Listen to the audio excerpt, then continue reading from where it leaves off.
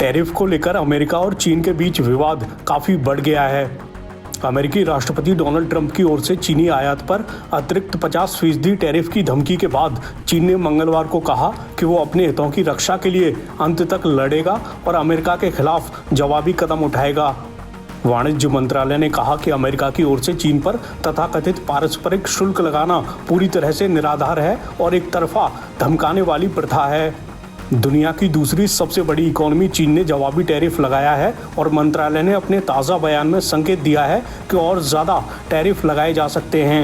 मंत्रालय ने कहा, चीन ने जो जवाबी कदम उठाए हैं उनका मकसद अपनी संप्रभुता, सुरक्षा और विकास हितों की रक्षा करना और सामान्य अंतर्राष्ट्रीय व्यापार व्यवस्था को बनाए रखना है। वे पूरी तरह से वैध हैं।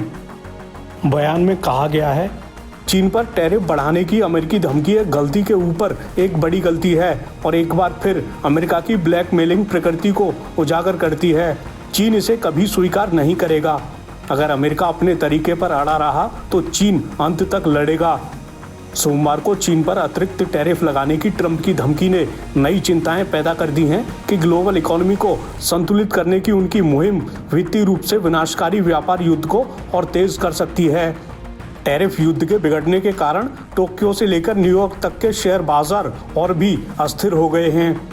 ट्रंप की धमकी चीन की ओर से पिछले हफ्ते घोषित अमेरिकी टैरिफ के जवाब में कार्रवाई की बात कहे जाने के बाद आई है।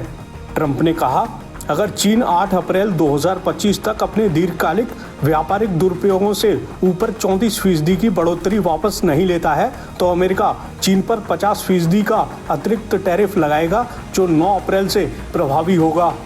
अगर ट्रंप चीनी उत्पादों पर अपने नए टैरिफ लागू करते हैं तो चीनी वस्तुओं पर अमेरिकी टैरिफ संयुक्त रूप से 104% तक पहुंच जाएगा। नए कर फेंटेनाइल तस्करी के लिए दंड के रूप में घोषित 20% टैरिफ और पिछले हफ्ते घोषित उनके अलग से 34% टैरिफ के अतिरिक्त होंगे। इससे न केवल अमेरिकी उपभोक्ताओं के लिए कीमतें बढ़ सकती हैं बल्कि इससे चीन को अन्य देशों में सस्ते सामान की बाढ़ लाने और अन्य व्यापारिक साझेदारों विशेष रूप से यूरोपीय संघ के साथ गहरे संबंध बनाने का प्रोत्साहन भी मिल सकता है।